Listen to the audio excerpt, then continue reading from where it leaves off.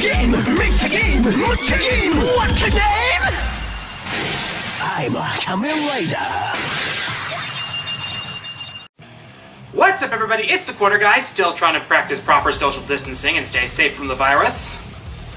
But, this weekend was the Guilty Gear Strive closed beta, and I was lucky enough to get a code for it. So, today's main topic of discussion is my impressions of the beta.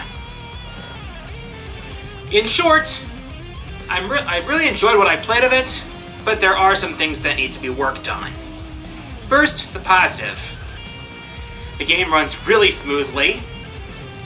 The characters are well animated. I really like the character themes, and the sound effects are great. The menus themselves look rather streamlined, and I do like how they analyze your fighting style at the end of a match. Though I do think all that little flavor text is unnecessary. I also, for the most part, like how the game controls. It has the same basic scheme as previous Guilty Gear games, and when I was able to get into a match, everything flowed really well for the most part. For the most part. That being said, the point of a beta is to determine issues that still need fixing. I've got things that need to be fixed right here. First off, and most importantly of all, ArcSys needs, for the love of God, for the love of Buddha, for the love of any deity you can think of, they need to fix the lobby system. Oh my god. For one thing, the whole really retro pixel thing, it doesn't work as well as the Chibis do. We had the Chibis in Granblue Fantasy Versus, for crying out loud. But more importantly, and I'm not sure whether this is because of the delay-based netcode in the beta, or whether this will be fixed with the rollback netcode, but I spent more time trying to find and connect to a match than actually fighting. This is a serious problem for online players, and while I don't play online all that much to begin with, it's still a serious concern.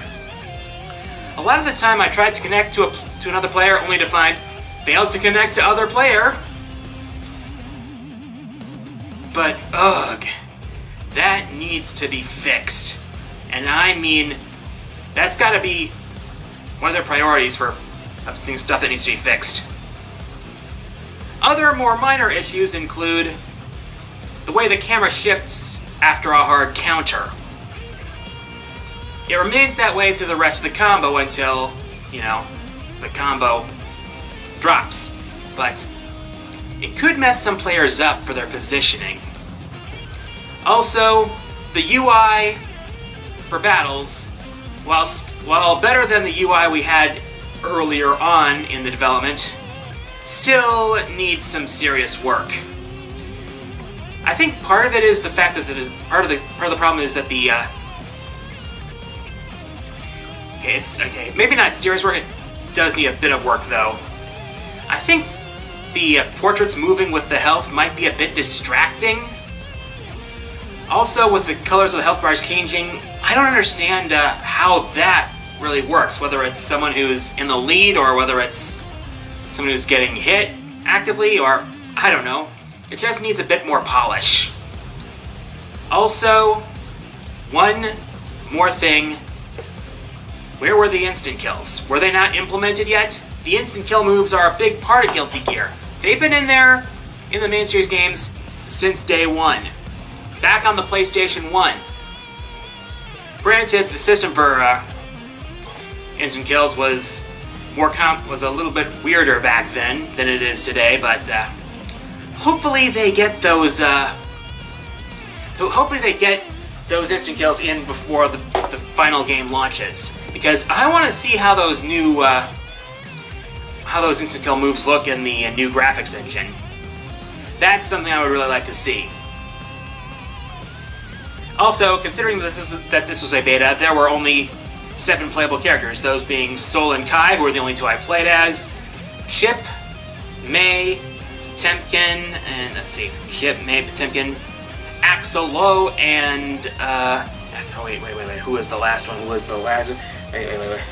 Oh my gosh, why I'm having a brain fart here. Okay. Solo. Oh yeah, Faust. That was the last one. Faust. And we've still got quite a few characters that could ultimately make it into the final game. We've already gotten a trailer for Milia Rage and Zato 1, so we know they're getting in. I'm still hoping we get to see that man as a playable character or even a boss character. He's been like this massive presence over the entire franchise from the beginning. So, here's hoping. And here's also hoping that Arc System Works takes all the feedback they get from players into account when preparing for the final release of the game. I want this final product to be good. So, that's my take on the Guilty Gear Strive beta. It's got some great things going for it, but it does need work. But then again, that was the reason that it's a beta and not simply a demo. And that's also why they had the survey code sent out for the people who got into the beta. Who knows, they might have another open beta before the game actually launches. Hopefully with the rollback netcode. Alright, on to some updates. I am in the editing stages for my next QG at the Arcade covering the Metal Slug series. At this rate, I hope to be able to get it out within the week. So, look forward to that. And during next Saturday's stream on Twitch TV, I would like to actually visit some of your islands, so I will give priority to those who donate to my Extra Life campaign. So, my Extra Life campaign, link is down below in the description. I will open up that information. I'll open up the information for that when we go live next Saturday at 1 p.m. And for my question of the week, who do you want to see get into Guilty Gear Strive who isn't in already? As always, leave your answers in the comments. Favorite comments will be featured in the next episode. Here are last episode's winners.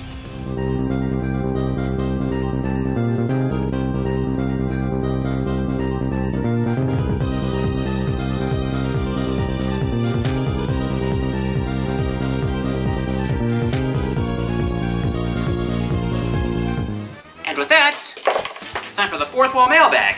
As always, look for the community post your questions there, and I'll answer my favorites in the next episode. First question this week comes from YouTuber Aurier Ballardier, who asks, if Nintendo vs. Capcom were to be a thing, will it play like Marvel vs. Capcom, Super Smash Bros., or something completely different? When I saw it's simple. When I saw the article that said that Ono wanted to make Nintendo vs. Capcom a thing, he specifically said he wanted it to be like the Marvel vs. Capcom games in terms of the gameplay style. And I think that's honestly what would fit that the most. We don't want it to be like Super Smash Bros. Because we already have Super Smash Bros. And that should remain its own thing. As far as the system goes, I honestly had an idea in my head for 2v2 plus an additional character assist.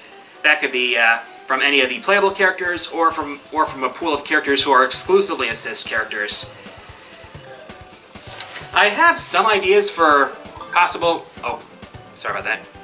I have some ideas for possible gameplay mechanics, but it'll take a long time for me to really plan them out in my head and describe them at length, but I honestly do believe that the Marvel vs. Capcom style would be best for a Nintendo vs. Capcom game, or for any vs. Capcom game. And considering Capcom's fighting division's been putting all their eggs in the Street Fighter basket, that cannot last forever. I'm pretty sure that Champion Edition is going to be the last iteration of Street Fighter V we actually see. After which, Capcom's fighting division is going to have to get something going. Especially considering that the rest of Capcom has been mostly doing well over the past few years.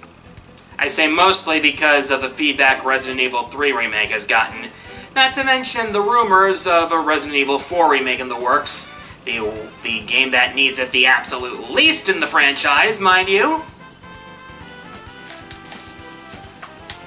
Next question comes from YouTuber Shadowlink, who asks, do you have any plans on doing a best and worst list for bosses in the Zero and ZX series? I I currently do not have any plans for it, though it is a possibility in the future. I will keep that in mind. As far as the Zero and ZX games go, I would actually like to do a Let's Play of it, which is why I've been actually playing through it to refresh myself on those games, because it had been a long time since I'd played them. In fact, right now I'm going through the Expert mode on ZX Advent, so that when I actually do the... because there is a thing in the Expert mode for clearing it that I actually want to show off without having to actually do the Expert mode in a Let's Play. Some of you already know what that is. Next question comes from YouTuber Aiden's Media Discussions, who asks, do you think Hyde from Under Night In-Birth has a chance in Smash? Well, anybody, pretty much any video game character who isn't Sony or Microsoft exclusive, well, Sony exclusive, has a chance, technically. And Under Night In-Birth has gotten a lot of press in the past couple years, thanks in part to BlazBlue Cross Tag Battle. And of course, Hyde, being the face of the series, would probably be the most likely one to get in from that game. Do I think it's likely? I don't think it's quite that likely, despite the fact that the latest Under Night game is on Switch. Because Under Night is getting more popular, but I don't think it's at that level where it would be likely to have a character in Smash. But then again, ARMS is getting a character in Smash, so who am I to judge at that point? Next question comes from YouTuber Josh McCallop, who asks, following his passing, what are your favorite quotes from Rick May, voice of Peppy and the Soldier? Well, yeah, for those of you who've been keeping in touch, we all know about the passing of voice actor Rick May due to COVID-19, and how he was the iconic voice of Peppy and the Soldier, as well as Andross from the Star Fox 64. And it's a real loss for the voice acting community. I'll admit, his favorite lines were memes. Mainly his classic do a barrel roll, and also his performance in the Meet the Soldier video is probably what I remember him most for, as well as the expiration date. Nobody teleported bread better than he did. And of course, who could forget Andross's infamous, "Only I have the brains to rule Lylat." But yeah, Rick May was a great voice actor, and he will be missed. Last question this week comes from Volting Master, who asks, did you ever hear the tragedy of Darth Plagueis the Wise? With how much it's been memed, how could I not?